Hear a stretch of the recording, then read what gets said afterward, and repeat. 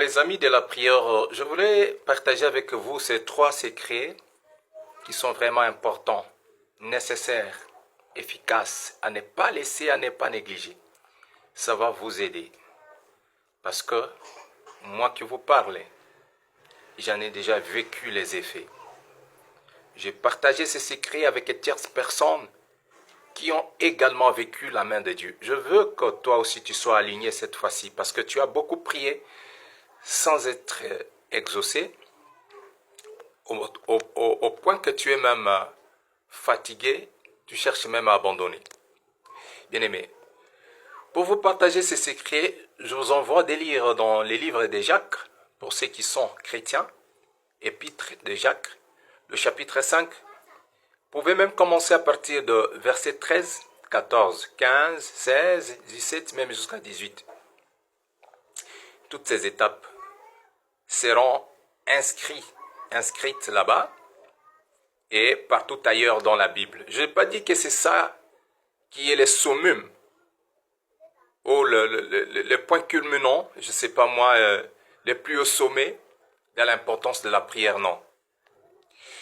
Mais c'est juste un élément déclencheur de l'exaucement et des miracles dans nos prières. La première des choses, la Bible déclare, quelqu'un parmi vous est-il malade, qu'il appelle les anciens de l'église, qu'il prie pour lui en lui oignant d'huile.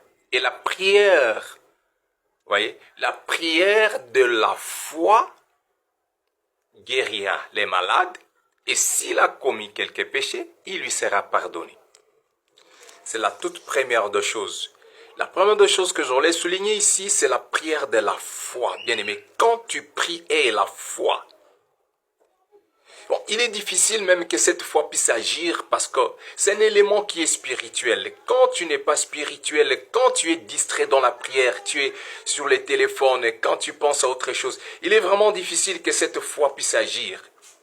Même la conscience, quand tu n'es pas tranquille, la conscience ne fonctionne pas correctement.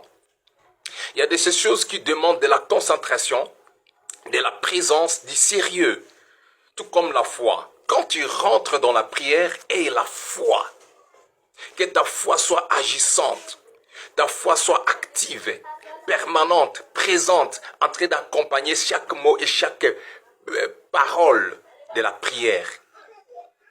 Donc tu pries et tu es en train de sentir que oui, ici, je parle au Créateur et je suis sûr qu'il ne me privera pas de ce que je lui demande. C'est la première des choses, le premier élément. La foi bien-aimée. Je sais que tu as raté beaucoup de choses parce que tu as fait défaut au niveau de la foi. Cette fois-ci, recommence la prière avec la foi. La deuxième des choses, la Bible déclare, confessez vos péchés. Donc, vos péchés, les uns aux autres, et priez les uns pour les autres. Voyez-vous, afin que vous soyez guéris. La prière agissante du juste a une grande efficacité. Là, il y a 2 ou 3 éléments. Le premier élément, on a dit, confessez vos péchés.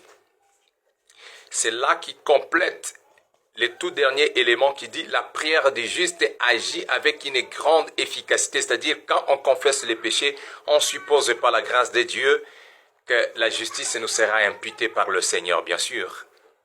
Donc, prie comme un juste. Donc, avant même de procéder à la prière, la première des étapes, moi je préfère que tu commences par confesser le péché. Nous sommes des pécheurs. Personne ne peut les nier, peu importe les arguments qu'on peut avancer. Mais chacun sait dans sa conscience qu'il est coupable d'une manière ou d'une autre. Et Dieu n'exauce pas les pécheurs. Mais quand nous confessons nos péchés, il est juste et fidèle pour nous les pardonner et pour exaucer nos prières. La deuxième des choses, je disais, il faut confesser les péchés. La troisième des choses, il faut prier en tant que juste. La quatrième des choses, il faut savoir prier pour les autres. Prie pour les orphelins, prie pour les malades, les prisonniers, prie pour les démunis, prie pour les gens qui souffrent en divers lieux. Bien-aimé, quand tu fais ces sacrifices, c'est aussi un grand sacrifice devant le Seigneur t'exaucera également à ton tour. Et la troisième des choses, la Bible déclare, Élie a prié avec insistance. Ne dis pas, oh, j'ai déjà prié une fois, deux fois, une semaine, un mois, une année. Je suis allé voir tel prophète. La réponse n'est pas aux mains des prophètes, aux mains des pasteurs, ni de qui que ce soit. C'est Dieu qui accorde la réponse.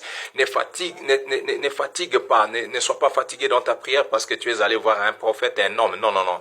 Bien-aimé, prie avec insistance. Par moments même, lorsque nous nous sentons abandonnés, découragés, déçus, et c'est là que la réponse vient maintenant si proche.